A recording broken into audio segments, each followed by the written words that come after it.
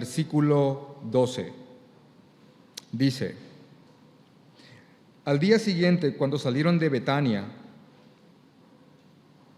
tuvo hambre. Jesús tuvo hambre. Esto se refiere a Jesús. Y viendo de lejos una higuera que tenía hojas, fue a ver si tal vez hallaba en ella algo. Pero cuando llegó a ella, nada halló sino hojas, pues no era tiempo de higos. Entonces Jesús dijo a la higuera, nunca jamás coma nadie fruto de ti. Y le oyeron sus discípulos. Nunca jamás coma nadie fruto de ti. Y le oyeron sus discípulos. Quiero ponerles en contexto esto. Voy a asumir que hay gente que está acá por primera vez. Y acá la idea es que ustedes comprendan la palabra del Señor y salgan edificados por ella. Y este es el contexto. Estamos estudiando el libro de Marcos, el Evangelio según San Marcos, como lo conocen muchos. Y quiero comenzar diciéndoles que Marcos fue un evangelio escrito por una persona que puso en papiros, todas las experiencias, vivencias del apóstol Pedro. El apóstol Pedro dictó cada cosa que fue plasmada por el evangelista Marcos. Y aquí, por ejemplo, ya estamos estudiando después de tanto tiempo, esta es la prédica número 44, imagínense, el Evangelio de Marcos, 44 prédicas, 51 semanas aproximadamente, tiene un año. Esta es la prédica número 44 y estamos a punto de entrar estamos entrando en lo que es la Semana Santa. Casi 3 años Marcos plasmó del capítulo 1 al capítulo 10. Y del 11, 12, 13, 14, 15 están los últimos 8 días del Señor Jesucristo. 8 días. Imagínense, del 1 al 10, casi 3 años. Y después 5 capítulos para los últimos 8 días de la vida de Jesús. Lo que habíamos estudiado el domingo pasado se conoce como el Domingo de Ramos o la entrada triunfal de Jesucristo. Marcos capítulo 11, que dice que Jesús iba entrando en Jerusalén y manda a sus discípulos, a 2 de ellos, para que vayan a un lugar y busquen un pollino, que es la cría de la asna, es un burrito, porque él quería entrar a Jerusalén montado en ese pollino. Dice que estas 2 personas van al lugar y encuentran ese burrito, ese pollino, y lo toman y lo traen junto a Jesús.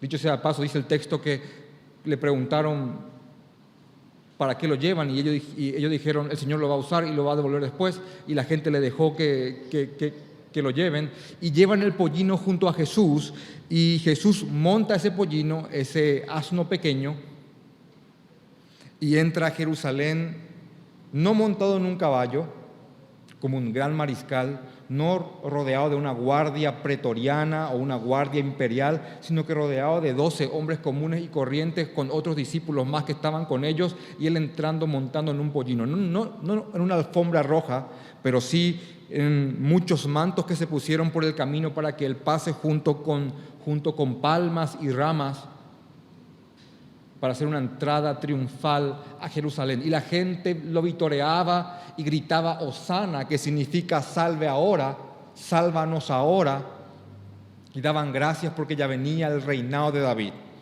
Pero habíamos hablado que en aquella época, cuando la gente hablaba del Mesías y de la venida del reino del Mesías, se había perdido la esencia de lo que verdaderamente el Mesías había de hacer, y la gente creía que el Mesías más que nada iba a venir a liberarle a los judíos de la opresión de los romanos, que era el imperio que en el momento había subyugado y oprimido a Israel.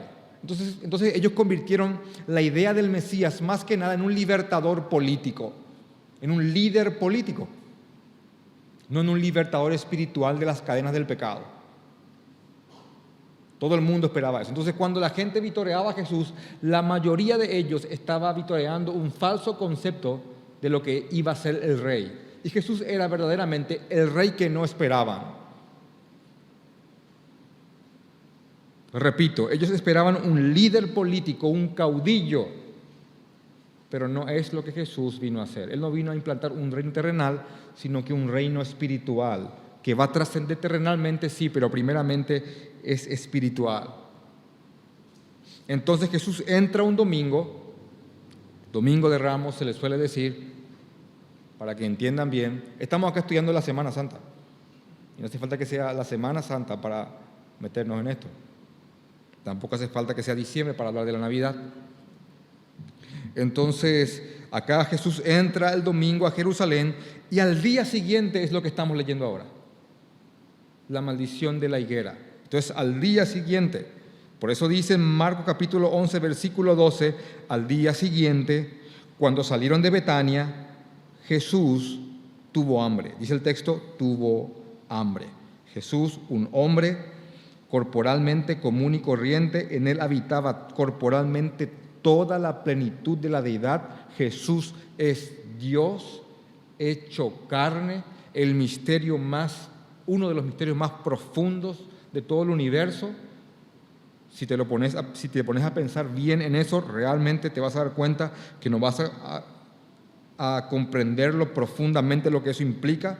Dios en un hombre, Dios hecho hombre. Y aquí estaba Dios, el creador del universo, teniendo hambre. Dios con hambre. Eso es humillación. Jesús debía también de ducharse, tenía que dormir. De hecho, en ocasiones estaba tan cansado que en medio de una tormenta, en una pequeña barcaza, en un pequeño barquito, se quedó dormido de lo cansado que estaba. Un hombre. Jesús también fue un hombre y fue tentado como nosotros. Jesús al día siguiente, saliendo de Betania, tuvo hambre y viendo de lejos una higuera que tenía hojas, una higuera con muchas hojas, que tenía hojas, fue a ver si tal vez hallaba en ella algo. Pero cuando llegó a ella, nada halló sino hojas, y dice Marcos, pues no era tiempo de higos, no era tiempo de higos. Esta fecha era abril, era el periodo de la Pascua, es la primera fiesta del calendario judío, y ustedes ya saben lo que es la Pascua, cuando el pueblo de Israel fue libertado de Egipto, cuando vino el ángel de la muerte y cada familia judía tenía que sacrificar un cordero y pintar las puertas con su sangre, la madera, para que cuando venga el heridor o ángel de la muerte pase de largo, porque ahí había sido sacrificado un cordero en lugar del primogénito de esa familia. Entonces estaban festejando esta fiesta que se llama la Pascua, que repito, es en abril. Era un momento en el cual en Jerusalén, que era la capital de Israel, era el centro de Israel, el centro religioso de Israel, todos los judíos de todas partes venían a Jerusalén para dar sus sacrificios, para hacer sus votos, para cumplir religiosamente con su nación. Así que muchísimas personas, millones de judíos, venían en Jerusalén en abril, en esta época, para hacer sus sacrificios. Así que era un momento de mucha gente. Yo sé que en Paraguay, si bien a partir del 92 de la Constitución Nacional somos un país laico, pero este es un país verdaderamente mayoritariamente católico. Acá hay más católicos que otra cosa. Y cada 8 de diciembre el catolicismo nos dice todavía somos muchos. Entonces, la capital religiosa, en un sentido, acá se ve como Cacupé para el catolicismo, aunque esta es la capital de la nación en un sentido más constitucional. Pero imagínense que esta capital no solamente sea la capital económica, sino que también sea la capital religiosa, y todos los paraguayos de todo el mundo vengan aquí una vez al año para hacer una fiesta solemne y religiosa y cumplir con sus votos religiosos. Entonces venían de todos lados, paraguayos de España, de Turquía, de Ucrania, de Brasil, de Argentina. Es así lo que estaba pasando aquí. Judíos piadosos de todas partes, de Roma, de Grecia, de Arabia, de todos los lugares circundantes, venían judíos, también de todo el interior, venían judíos a Jerusalén para observar la Pascua. Y ahí estaba Jesús como un buen judío, también observando esta fiesta con sus compatriotas. estaba él ahí. Y una de las cosas que más los judíos apreciaban son los árboles de higos, la higuera. La higuera produce higos y tiene 2 cosechas al año. Una cosecha un poquito más blanda, más liviana, con frutos no tan dulces, y después otra en octubre donde los higos rebosan por todos lados. Hay un comentario de un hombre que se llama Packer, de un teólogo, que habla inclusive de cómo se usaba el fruto de los higos, de la higuera, y dice que para empezar se comía de manera fresca, se arrancaban los higos y se comían, son como parecido a peras. Otra cosa también es que se molía y se hacía pasteles con esos, riquísimos pasteles de higos. Ustedes pueden ir al supermercado, aquí es muy caro, pero ahí en Palestina era muy accesible y puede comprar, por ejemplo, higos en almíbar y para probar un poco, y realmente son muy deliciosos, aunque estén ahí de manera muy artificial. Otra cosa también es que tenía un simbolismo muy fuerte, porque en Génesis capítulo 3, versículo 7, cuando Adán y Eva cayeron, quisieron hacerse vestidos, tapar su desnudez con las hojas de una higuera. También otra cosa es que se usaba mucho en la medicina como y acá voy a explicar esta palabra, yo la aprendí hace poco nomás también, como cataplasma. ¿Qué es eso? Es cuando se agarra un fruto y se lo curubica y se hace una pasta blanca y se pone por una venda y se pone por las heridas o por la hinchazón, como una cataplasma natural. Inclusive en 2 de Reyes capítulo 20, versículo 7, Ezequías tenía llagas tan fuertes que dice la Biblia que Ezequías fue y le pusieron unas cataplasmas, así una pasta de higos, y su llaga putrefacta se sanó con esta medicina. Así que el higo era un árbol muy preciado para Israel, tanto así que hasta representaba un frondoso árbol de higo con muchas hojas y muchos frutos a la nación de Israel. Algo parecido para que lo entiendas, esto varía de acuerdo al país, pero aquí son los mangos.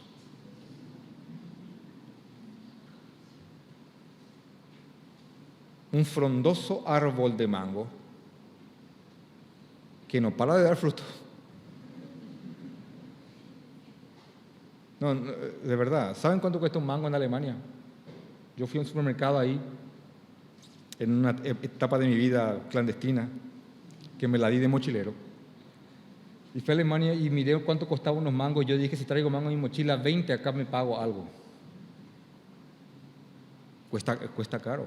Y acá se tiran por bolsas, son una epidemia. Se ponen por las murallas. Yo creo que la única que espera los mangos en este país es mi madre, que ama esta fruta. Bueno, así, en su momento dado, realmente los judíos, para ellos los higos eran una deliciosa fruta que cualquier hombre que iba por un camino y encontraba un árbol frondoso de higo podía acercarse a arrancarlo y probar su sabor.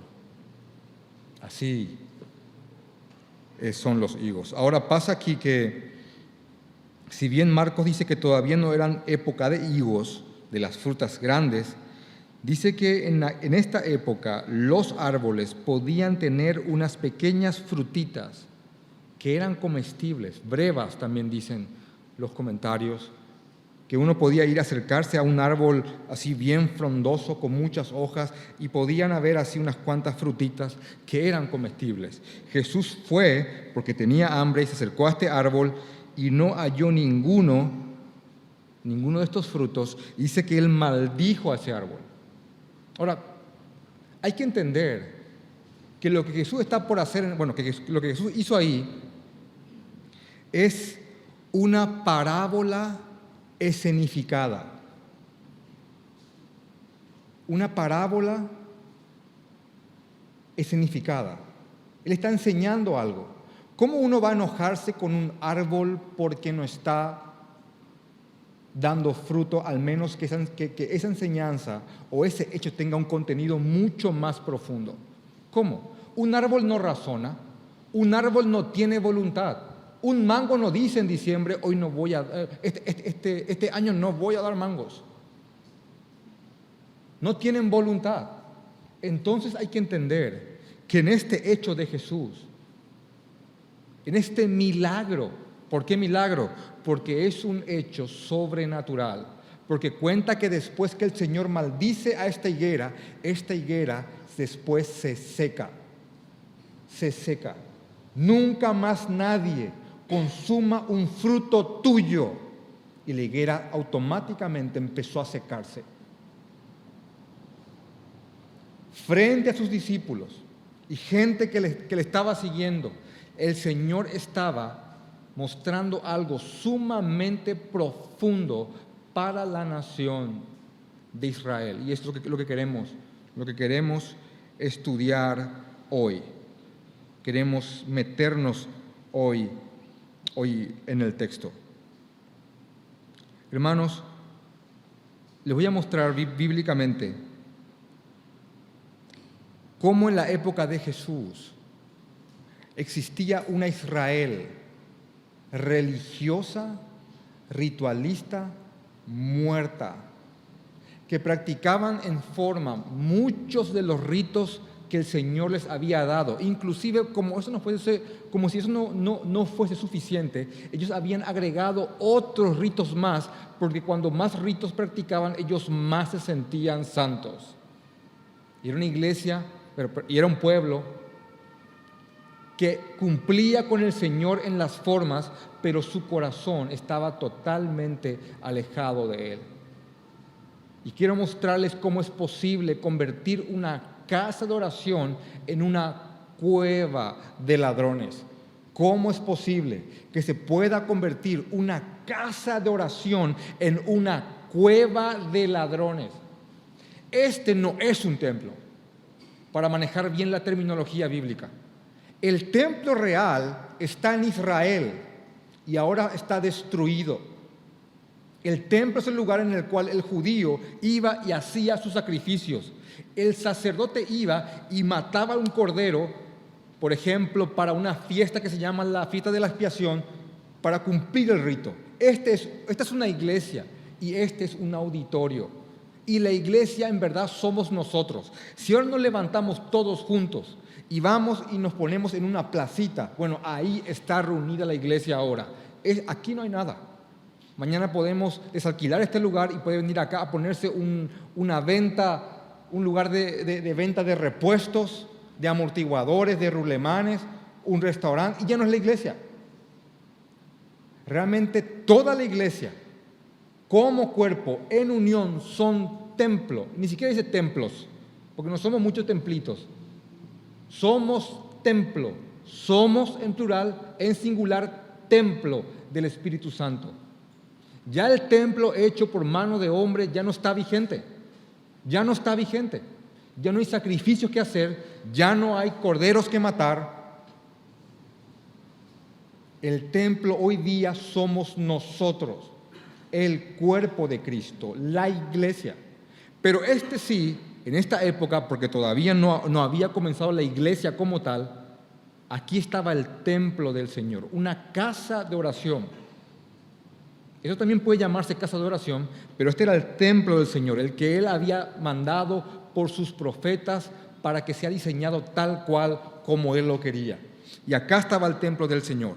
Entonces, este Israel estaba en el templo, vivía en el templo, cumplía los ritos, pero sus corazones estaban lejos del Dios verdadero. Miren, la higuera simboliza a Israel y quiero mostrarles algo, quiero explicarles lo que aquí estaba pasando por medio de dos parábolas que el Señor habla después para que comprendan bien a qué se refiere el Señor cuando habla de una higuera y cómo esto simboliza la Israel religiosa. Jesús no maldijo la Israel espiritual en la cual está todo creyente. Jesús maldijo esta Israel que en verdad no le tiene, que no le tuvo, esta Israel que, repito, estaba sumergida en ritos sin sentido. Dice en el libro de Lucas, capítulo 13, versículo 6. Lucas, capítulo 13, versículo 6, parábola de la higuera estéril. Dijo también esta parábola, y habla de Jesús, dijo también esta parábola: tenía un hombre una higuera plantada en su viña y vino a buscar fruto de ella. Una higuera, y el Señor, este hombre, vino a buscar fruto de ella y no lo halló. Y dijo al viñador: he aquí, hace 3 años que vengo a buscar fruto en esta higuera. ¿Cuántos años fue el ministerio de Jesús? 3 años. He aquí, hace 3 años que vengo a buscar fruto en esta higuera y no lo hallo. Córtala. ¿Para qué utiliza también la tierra? Él entonces respondió y le dijo: Señor, déjala todavía este año, hasta que yo cabe alrededor de ella y la abone. Y si diere fruto, bien, y si no, la cortarás después. Y si diere fruto, bien, o si no, la cortarás después. Otra parábola que el Señor también mostró para que vean con más claridad esto, donde el Señor inclusive explica, y quiero ponerles en el espacio-tiempo, que es así: domingo, entrada triunfal; lunes, maldición de la higuera; y el martes el Señor enseña esta parábola que les voy a leer ahora. Quiere decir que esta parábola vamos a estudiarla un poquito más adelante, porque también está en el libro de Marcos. Dice en el Evangelio de Mateo, ahí lo explica mejor, Mateo capítulo 21, versículo 33, dice: los labradores malvados. Los labradores malvados. Dice: oíd otra parábola. Oigan también esta otra parábola, dice Jesucristo. Mateo 21, versículo 33. Oíd otra parábola.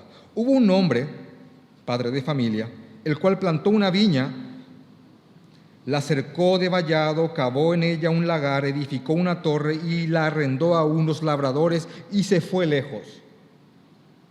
¿Ven el escenario? Un padre de familia puso un viñedo y la arrendó a unos labradores y se fue lejos. Versículo 34. Cuando se acercó el tiempo de los frutos, envió a sus siervos, a los labradores, para que recibiesen sus frutos. Mas los labradores, tomando a los siervos, a uno lo golpearon, a otro lo mataron y a otro lo apedrearon. Envió de nuevo a otros siervos, más que los primeros, e hicieron con ellos de la misma manera. Finalmente les envió su hijo. Finalmente les envió su hijo diciendo: tendrán respeto de mi hijo. Mas los labradores, cuando vieron al hijo, dijeron entre sí: este es el heredero, venid y matémosle y apoderémonos de su heredad. Y tomándole le echaron fuera de la viña y le mataron. Cuando venga pues el Señor de la viña, ¿qué hará a aquellos labradores? Es la pregunta del Señor. Le dijeron: a los malos destruirá sin misericordia y arrendará su viña a otros labradores que le paguen el fruto a su tiempo. Jesús le dijo: ¿nunca leísteis en las Escrituras: la piedra que desecharon los edificadores ha venido a ser la cabeza del ángulo? La piedra, no Pedro, Jesús. La piedra que desecharon los edificadores ha venido a ser la cabeza del ángulo. El Señor ha hecho esto y es cosa maravillosa a nuestros ojos. Por tanto os digo que el reino de Dios será quitado de vosotros, Israel religiosa. Eso lo añado yo para que lo comprendan. El reino de Dios será quitado de vosotros y será dado a gente que produzca los frutos de él.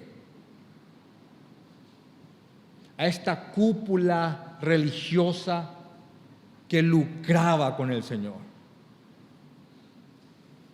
con las cosas del Señor. Recuerden inclusive, para que tengan un poco refrescada la mente, y para aquellos que no saben, pueden ver, anoten estos versículos, en Mateo capítulo 6, versículo 1, cómo inclusive ellos hacían obras piadosas externas, pero con un corazón podrido, porque decían que los judíos y los fariseos daban limosnas, pero más que nada daban limosnas para ser visto por todos y que todos los aplaudan y le den gloria a ellos por lo piadoso que eran. En Mateo capítulo 6, versículo 5 dice que oraban en lugares públicos. Y quiero explicarles esto brevemente para que vean cómo puede haber una religiosidad sin alma. Los judíos habían, en esta época, los religiosos, inventado inclusive ciertas horas en las cuales uno tenía que ir a orar.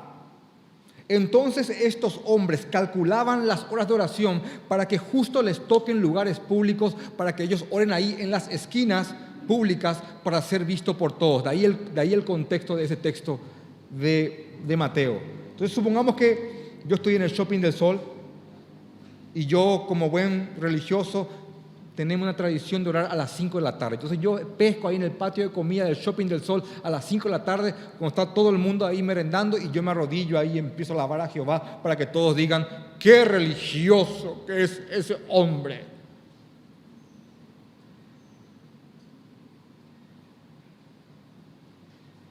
También inclusive en Mateo capítulo 23 dice que estas personas hacían grandes caminatas para hacer realmente a las personas 2 veces más hijos del infierno por su falsa enseñanza en cuanto a una forma de salvarse. Porque enseñaban que la salvación era por obras, por cumplir las obras de la ley, no por gracia. Inclusive uno de los ejemplos más claros de la religiosidad muerta judía era cuando un fariseo, según Lucas capítulo 18, versículo 9, dice que entra un fariseo en el templo y también entra un publicano. Publicano es la peor calaña de hombre de la época. Y este fariseo dice que va y ora en pie, gloriándose de sí mismo, y dice: gracias, Señor, por cómo soy. Lo parafraseo: porque doy el diezmo de todo lo que tengo, porque oro, porque esto, porque lo otro, porque esto, porque lo otro. Él gloriándose. Dice que va un publicano, un hombre de mala vida, que ni siquiera se acerca al lugar de oración establecido, sino que de lejos él agacha la cabeza y pega su pecho y dice: Señor, sé propicio a mí que soy pecador. Traducido: perdóname por todas las cosas que he hecho. Dice Jesús que en esa parábola el publicano que había pegado su pecho con dolor salió perdonado, justificado, mas aquel que se gloriaba de quién era, no. Así de muerta estaba la Israel de aquella época. Así de muerta estaba la Israel cuando Jesús entró, esperando más que nada, repito de nuevo, un líder político antes que el Hijo de Dios que viene a salvarnos. No por nada, según el libro de Lucas, capítulo 19, del 41 al 42, cuando el Señor entra el domingo de Ramos a Jerusalén, llora.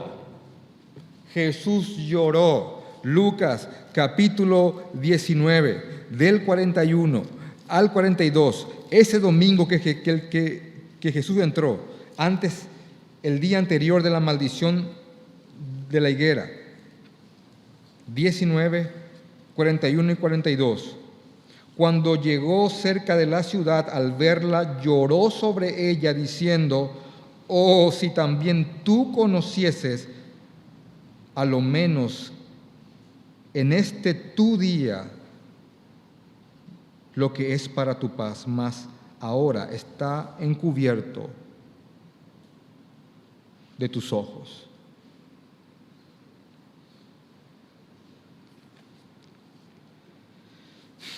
Sí, pastor, estos judíos, sí, qué religiosos, ¿cómo pudieron hacer todo eso?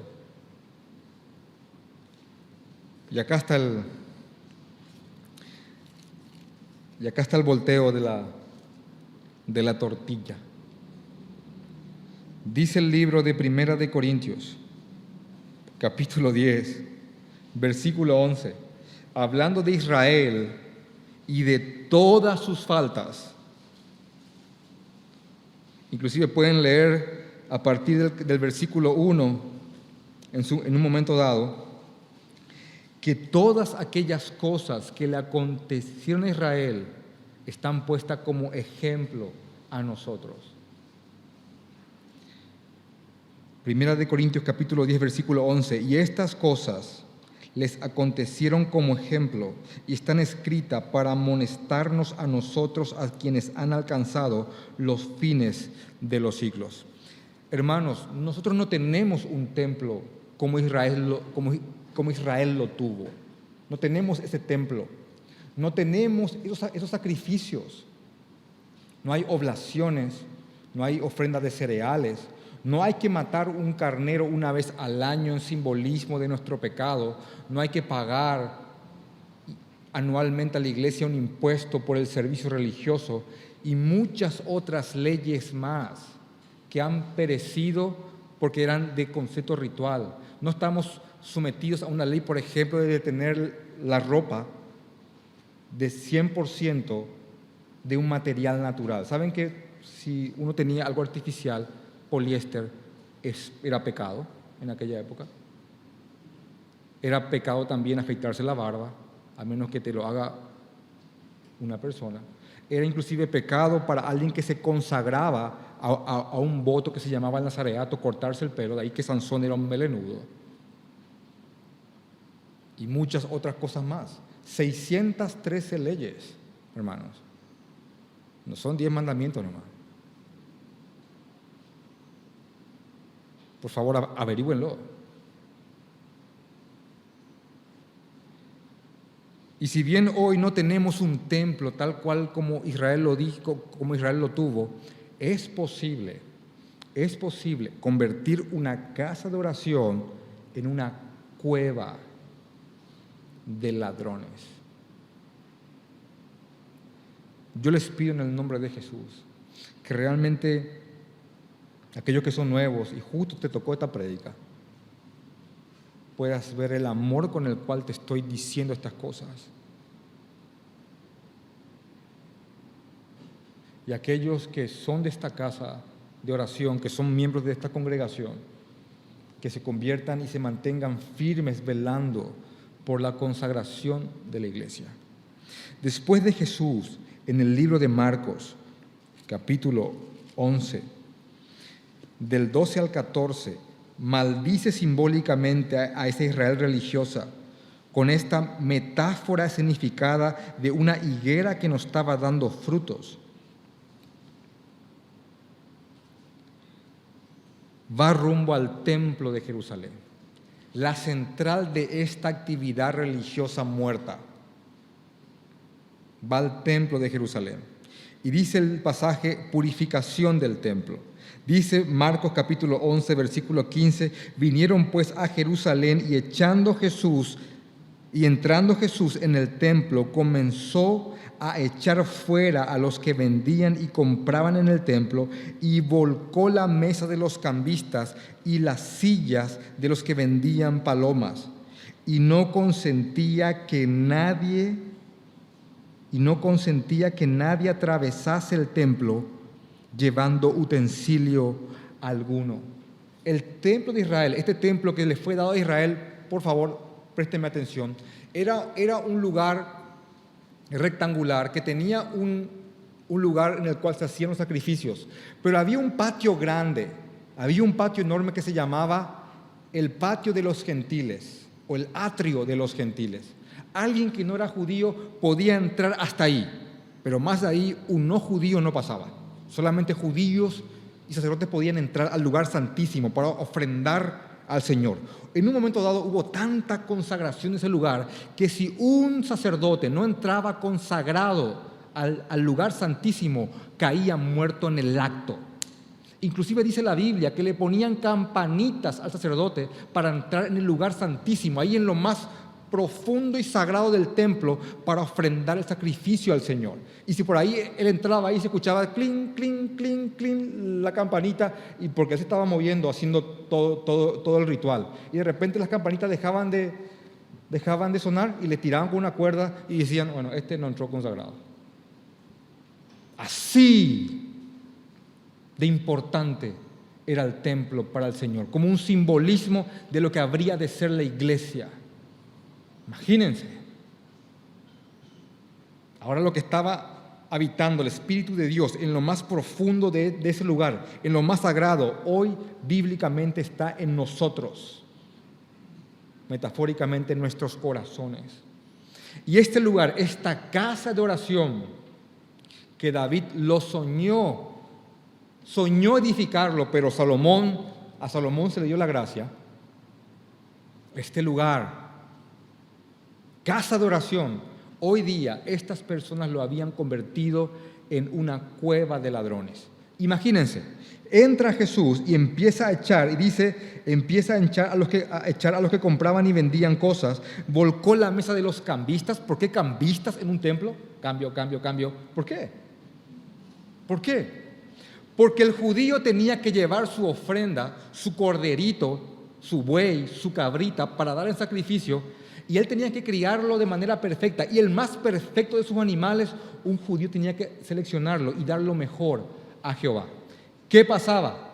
Esto se había vuelto un negocio en Israel. Y te quiero comentar este breve negocio para que comprendas la corrupción que se había metido en la iglesia. Iba un judío que había criado todo un año un corderito. Este era su corderito perfecto, el cual él iba a llevar para sacrificarlo a su Señor. Iba con su corderito, con el cual caminó kilómetros y kilómetros, cientos de kilómetros, para llegar en el día de la Pascua o en el día de otras fiestas para sacrificarlo. Antes del sacrificio tenía que pasar por una inspección sacerdotal. Miren eso. Entonces dice que venía el sacerdote y decía, no, este no clasifica. ¿Por qué? Y acá pues su uñita está un poquito doblada. Pero acá tenemos uno que sí clasificó. Y automáticamente por arte de magia salía alguien que decía, yo te vendo este. Y el sacerdote, sí, yo lo apruebo. Entonces, había una especie de negocio concoabulado ahí con los vendedores que solamente podían ingresar los sacrificios que ellos mismos habían aprobado. Y cuando entonces el judío decía, ¿para qué es lo que voy a llevar mi sacrificio hasta Israel, hasta Jerusalén, si al fin y al cabo lo más probable es que me lo rechacen? Entonces él iba nomás sin nada, con tal adentro del templo iba a comprar un sacrificio o un cordero que había sido aprobado por los sacerdotes, que dicho sea de paso recibían su porcentaje, o era lo de ellos el puesto, dentro del templo.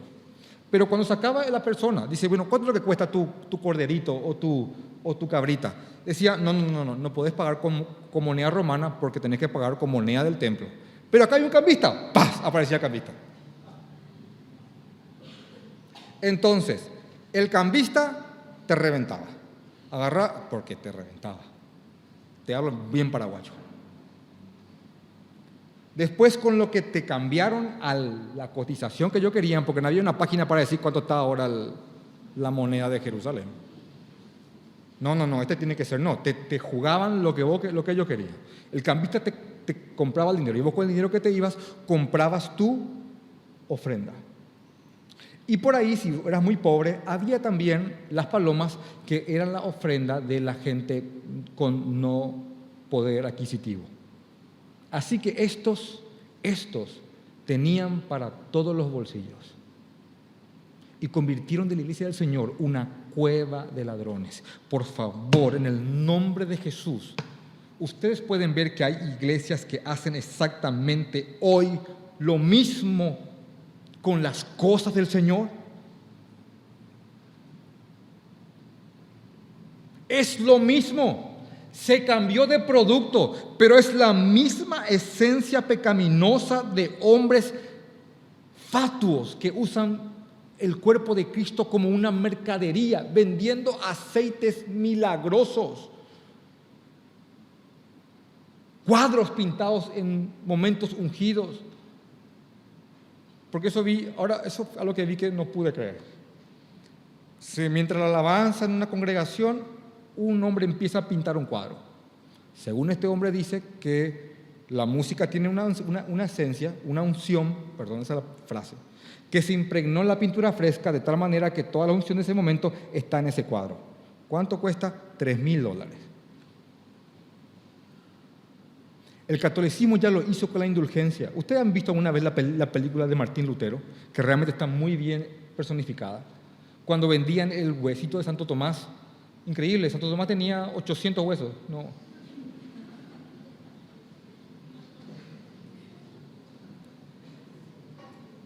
Indulgencia para esto, indulgencia para lo otro. Siempre ha existido hombres que han lucrado con la fe, con las cosas del Señor. Y esto es lo que había ocurrido acá. Y esta Israel, que estaba presa en esto, no solamente era embaucada por los religiosos, sino que también estaba sumergida en una fría religión.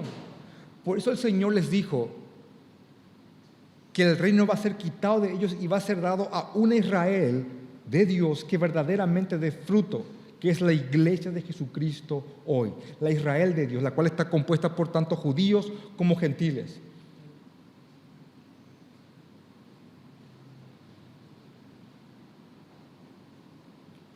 Ustedes saben que nosotros, al igual que estos judíos, también podríamos venir, cantar alabanzas, adoración, dar ofrendas, diezmos, veintesmos, treintesmos, y realmente hacerlo de una manera fría y religiosa que sea abominable delante de los ojos de Dios. En el libro de Mateo capítulo 7, versículo 21, hay uno de los versículos que cuando yo lo leí, la primera vez que lo leí, fue algo que realmente impactó mi corazón. Mateo capítulo 7, versículo 21 dice: no todo aquel que me dice Señor, Señor, entrará en el reino de los cielos, sino el que hace la voluntad de mi Padre que está en los cielos. Porque muchos me dirán en aquel día que el Señor venga a reclamar su viña, lo que se hizo con lo suyo. Muchos me dirán en aquel día: Señor, Señor, ¿no profetizamos en tu nombre, y en tu nombre echamos fuera demonios, y en tu nombre hicimos muchos milagros? Y entonces yo les declararé: nunca os conocí, apartaos de mí, hacedores de maldad. ¿Se dan cuenta que en el día del juicio van a haber personas que van a empezar a echar enfrente del Señor obras aparentemente religiosas, reclamando el por qué no están siendo salvados por Él? Obras aparentemente de piedad, porque créanme, echar un demonio es aparentemente una obra piadosa, hacer un milagro es aparentemente una obra piadosa, pero son obras piadosas más que nada con un contenido diabólico, con un corazón diabólico.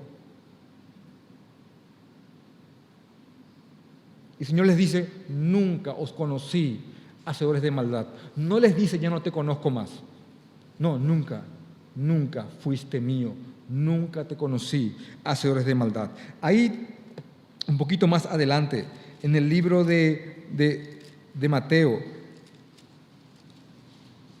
capítulo 15, versículo 7, cuando Jesús enfrenta a los religiosos, les dice: hipócritas.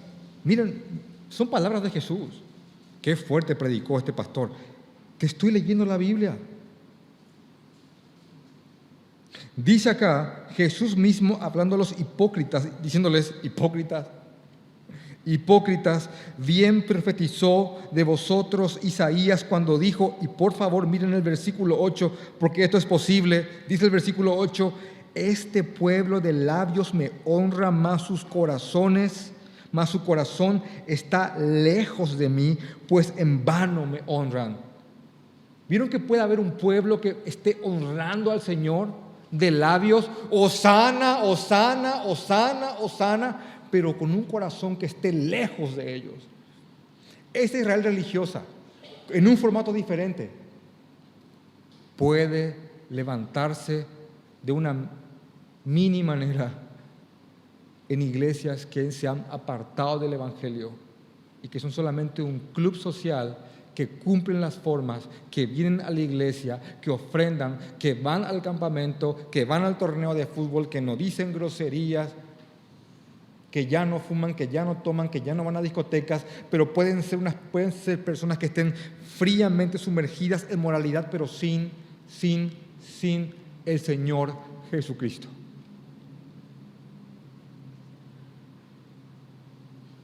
Por eso dice la palabra que todas aquellas cosas que les han ocurrido a Israel es como una amonestación para nosotros.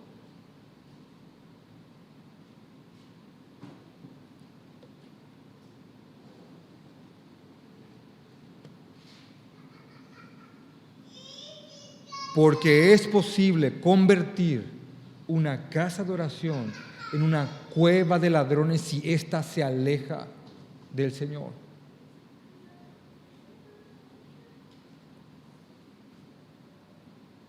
Y con eso no digo que los hijos de Dios van a dejar de ser hijos de Dios. Pero sí creo que en generaciones venideras, si es que no está firme en el Evangelio, una congregación puede perder su rumbo. La pregunta es, me gusta cómo lo planteó un pastor a quien admiro mucho, ¿cómo sé, Señor? Porque así lo planteó este hombre y quiero parafrasearlo correctamente. ¿Cómo sé, Señor, que yo soy un higo que realmente tiene frutos? No una higuera con muchas hojas de religiosidad, pero sin ningún fruto, que al fin y al cabo va a terminar siendo cortada. ¿Cómo sé, Señor? Y repito la pregunta, ¿cómo sé que yo no soy solamente una higuera lleno de frutos, pero lleno de hojas, frondoso, lleno de hojas de obras religiosas, pero sin ningún fruto verdadero delante de tus ojos? Cuando un hijo de Dios nace, dice el apóstol Pedro que es como un recién nacido. Esto lo hablamos ayer entre los hombres. Cuando un hijo de Dios nace, es como un niño recién nacido que anhela la palabra, como este niño anhela la leche. Yo tengo 2 niñas, una tiene 9 meses, otra 4 años.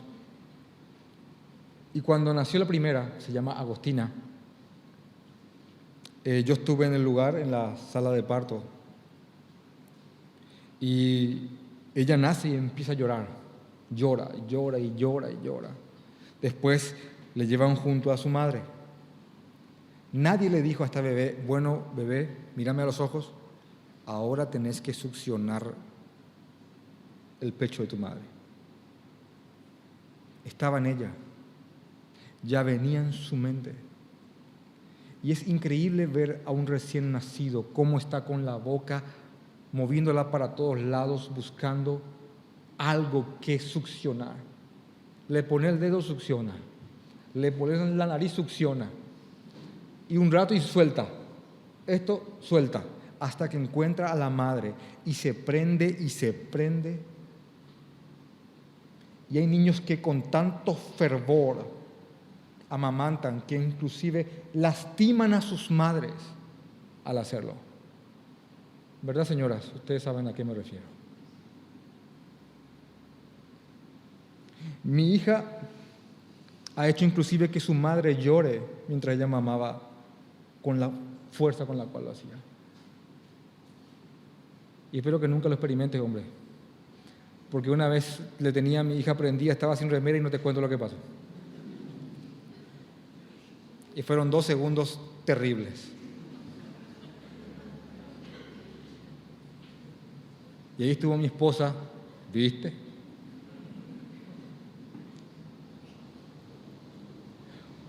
Así es un hijo de Dios cuando nace. Y es imposible que un hijo de Dios no anhele la palabra de Dios. ¿Cómo sé que soy una higuera con religiosidad y sin frutos? La palabra de Dios no tiene que importarte para nada. No sos creyente.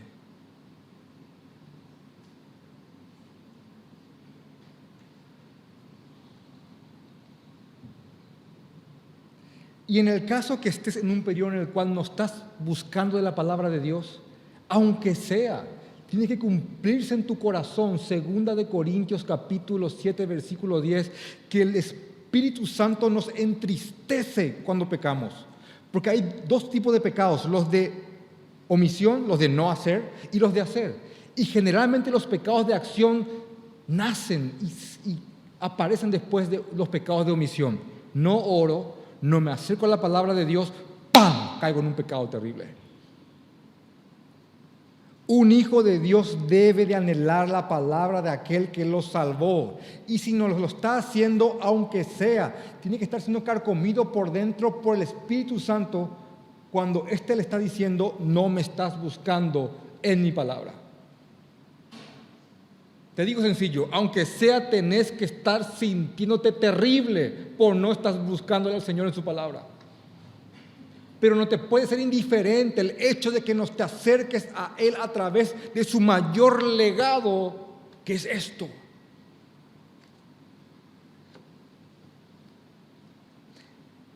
¿Sos sensible al pecado? ¿Sos sensible al pecado en tu persona? ¿Al pecado que te rodea? ¿Desconfías de tu carne? ¿Te altera el hecho de que hace varios días no estás buscando una oración al Señor? ¿Te sentís desamparado por eso? ¿O no? Veo la película como si nada. Pero vengo a la iglesia y voy a ir al torneo de fútbol y no voy a decir groserías y voy a dar la ofrenda.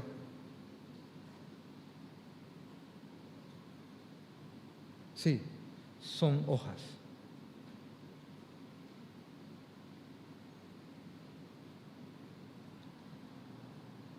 Pero sos sensible al pecado que aún está en nosotros, en aquella parte aún no redimida todavía, en esta carne. Amás a tus hermanos y te complace más pasar tiempo con cristianos imperfectos, verdaderos cristianos, por cierto, no gente que va a iglesias. Es tu círculo. Porque créeme, si vos decís que sos oveja, pero te llevas mejor con los lobos, probablemente no sea oveja. Es sencillo. Si decís que sos oveja, pero te llevas mejor con los lobos y cuando estás con otras ovejas, no entendés su idioma, pero con los lobos está ahí, en plena fiesta. Me gusta más estar con la gente no cristiana. ¿Cómo es posible eso? ¿Cómo es posible eso? Porque en la iglesia son hipócritas y en el mundo son los recontra sinceros. Esos son verdaderos frutos. Personas que viven arrepentidas buscando al Señor todo el tiempo, mirando su pecado y caminando a Cristo. Esos son los frutos que verdaderamente te hacen una higuera bendecida, no una higuera que va rumbo a secarse.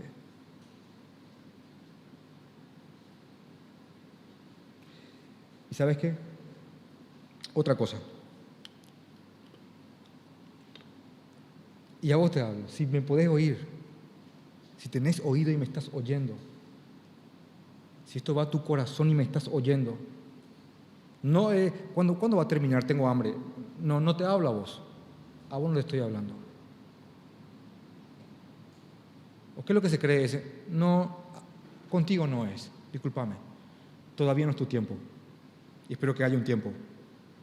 Te estoy hablando a vos, que ahora mismo estás diciendo: Señor, me estás hablando y yo soy tuyo y lo siento. Soy sensible a lo que me estás diciendo. Y me entristezco por no estar buscándote, por no vivir como si fuese que tu palabra es la fuente. A vos te estoy hablando. Te quiero decir que somos hermanos. Y que el Señor va a tratar contigo y va a restaurarte. Y si estás firme, glorifico al Señor por eso. A vos que podés oír, esto es para vos. Vamos a orar.